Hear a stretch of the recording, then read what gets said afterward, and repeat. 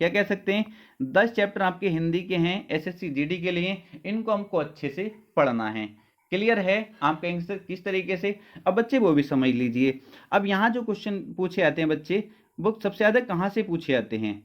अगर विलोम शब्द की अगर आप बात करेंगे तो बच्चे विलोम शब्द से ज़्यादा क्वेश्चन आपको नहीं, बस कितना, 1 से 2 क्वेश्चन आपका किसी शिफ्ट में 2 क्वेश्चन, किसी शिफ्ट में 1 क्वेश्चन, ठीक है। एक तो कम से कम पूछा जाता है। पर्यायवाची प्यारे बच्चे आप देखेंगे यहाँ भी 1 से 2 क्वेश्चन, किसी शिफ्ट में 2 क्वेश्चन, किसी शिफ्ट में 1 क्वेश्चन। क्योंकि अगर किसी शिफ्ट में मान लो, क्योंकि बहुत शिफ्ट ऐसी थी जिसमें क्रिया से क्वेश्चन नहीं पूछा गया, बहुत शिफ्ट ऐसी थी जिसमें बच्चे बातचीत से क्वेश्चन नहीं पूछा गया, तो इस तरीके से किसी शिफ्ट में 1 क्वेश्चन, किसी में 2 क्वेश्चन। वर्तनी शुद्धि प्यारे बच्चे, वर्तनी शुद्धि और वाक्य शुद्धि इन दोनों को मिलाकर लगभग कितने क्वेश्चन पूछे जाते हैं, आप देखेंगे लगभग 4 क्वेश्चन यहाँ से पूछे जाते हैं, वर्तनी शुद्धि और वाक्य शुद्धि दोनों को लगाकर, ठीक है। अगर वर्तनी शुद्धि केवल बात करें तो यहाँ से 1 क्वेश्चन आप लगा सकते हैं, 1 से 2 क्वेश्चन यहाँ पर, और 1 से 2 क्वेश्चन बच्चे यहाँ से, ठीक है। रिक्त स्थानों की पूर्ति, यहाँ से बहुत क्वेश्चन पूछे जाते हैं, कम से कम 3 क्वेश्चन पूछे जाते हैं प्यारे बच्चे। रिक्त स्थानों की पूर्ति कम से कम 3 क्वेश्चन यहाँ से पूछे जाते हैं। अब बच्चे मुहावरे की बात करेंगे। मुहावरे से अगर आप पूछेंगे तो बच्चे 1 क्वेश्चन कम से कम रहता है, किसी के शिफ्ट में 2 क्वेश्चन मिल सकते हैं। अनेक शब्दों के लिए 1 शब्द बच्चे 2 क्वेश्चन यहाँ से मिलते हैं, कितने, 2 क्वेश्चन यहाँ से मिलते हैं। अनेक शब्दों किसी किसी शिफ्ट में बच्चे 3 क्वेश्चन भी थे। क्लियर? गद्यांश में बच्चे आपको पता है 5 क्वेश्चन पूछे जाते हैं। गद्यांश के कितने, 5 क्वेश्चन गद्यांश से पूछे जाते हैं। अब बच्चे वाक्य शुद्धि की बात करें तो मैंने बता दिया, वाक्य शुद्धि और वर्तनी शुद्धि दोनों को मिलाकर 4 क्वेश्चन के आसपास पूछे जाते हैं, ठीक है। क्योंकि वाक्य शुद्धि किस तरीके की होती है वो भी मैं आपको बताने वाला हूं। अब बच्चे संज्ञा से अव्यय तक अगर बात करेंगे तो किसी शिफ्ट में बिल्कुल नहीं था, किसी शिफ्ट में 1 क्वेश्चन विशेषण से, या किसी शिफ्ट में बच्चे 1 क्वेश्चन अव्यय से, या किसी में वाच्य से उठा लिया, या फिर क्रिया से उठा लिया। इस तरीके से एक एक क्वेश्चन किसी शिफ्ट में ना तो वाच्य से ना इससे क्वेश्चन आया, 20 के 20 क्वेश्चन वहां से आ गए।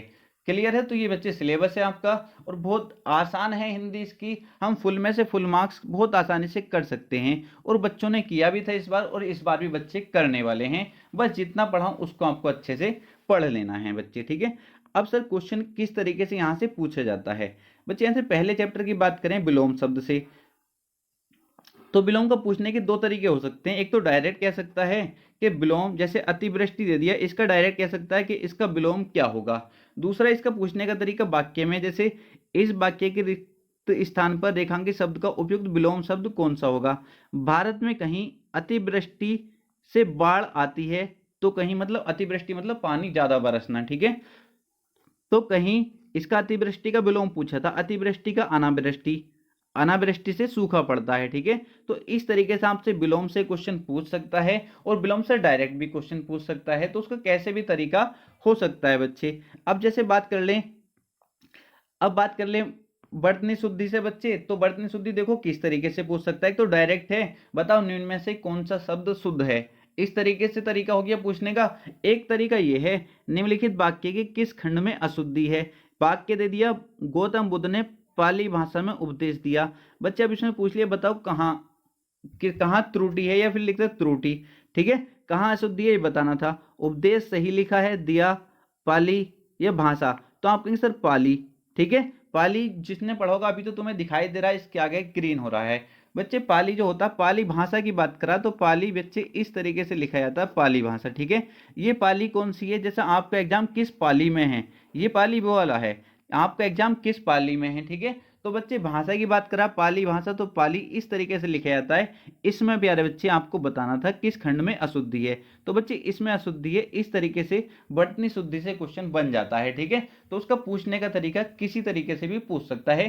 सब कुछ कराऊंगा आपको, क्वेश्चन भी कराने वाला हूं, और एक सेट रोज हम क्या करेंगे, एक सेट हम रोज क्या करेंगे हिंदी का 20 क्वेश्चन का, जिससे आपको पता चल जाएगा क्वेश्चन किस तरीके से एग्जाम में पूछे जाते हैं, और बच्चे किस तरीके से पूछ सकता है वो। और यहां पर देख लो, रिक्त स्थान की पूर्ति, दिए गए शब्दों में से उचित शब्द से वाक्य पूर्ण करें। बच्चे यहाँ वेद जी, वेद जी, यहां पर बताना है क्या आएगा, देखकर इलाज करते हैं। नारी, नाड़ी, नीर या नीड़। प्यारे बच्चे आपको पता नारी क्या होती है, स्त्री की बात करा है। वेद जी स्त्री देखकर इलाज करते हैं, नहीं। नाड़ी होता है प्यारे बच्चे नब्ज, बेजी नब्ज देखकर इलाज करते हैं, बेजी नाड़ी देखकर इलाज करते हैं, बिल्कुल ठीक है। नीर प्यारे बच्चे आपको पता है पानी, और नीड़ क्या होता है प्यारे बच्चे, घोंसला होता है। क्लियर है। तो इस तरीके से आपसे रिक्त स्थानों की पूर्ति वो करवा लेता है। क्लियर है। अब ये सारे क्वेश्चन एसएससी जीडी के ही हैं। कभी सोच रहे हो सर कैसे ये क्वेश्चन कहाँ के हैं। अब बच्चे, अब पर्यायवाची से क्वेश्चन किस तरीके से वो पूछ लेता है। पर्यायवाची का पूछने का तरीका एक तो डायरेक्ट यही है, आपसे पूछ लेता सरस्वती का पर्यायवाची निम्न में कौन सा है, 4 ऑप्शन दे देता, ठीक है। अब उसका पूछने का तरीका ऐसे, उसने दो चीजें चेक कर ली, एक तो पर्यायवाची भी चेक कर लिया और उसने सोचा कि तुमसे रिक्त स्थानों की पूर्ति करनी आती है या नहीं, ये भी चेक कर लिया। तुमसे कहा सरस्वती के पर्यायवाची शब्द से वाक्य की पूर्ति कीजिए, प्रातःकाल यहाँ पर बताना था क्या होगा। तो प्यारे बच्चे सरस्वती का पर्यायवाची बताना था और उसके साथ आपको यहाँ पर करना कौन सा फीड बैठेगा। तो प्यारे बच्चे यहाँ पर कौन सा आता, शारदा। क्या आता, शारदा। तो इस तरीके से बच्चे वो आपको चेक कर लेगा। क्लियर है। ये क्वेश्चन मैंने आपको दिखा दी, इस तरीके से क्वेश्चन एग्जाम में बनते हैं। ठीक है। तो आपको बिल्कुल परेशान नहीं होना। अगर आपकी कोई भी क्वेरी है तो कमेंट बॉक्स में कमेंट करके पूछ सकते हैं।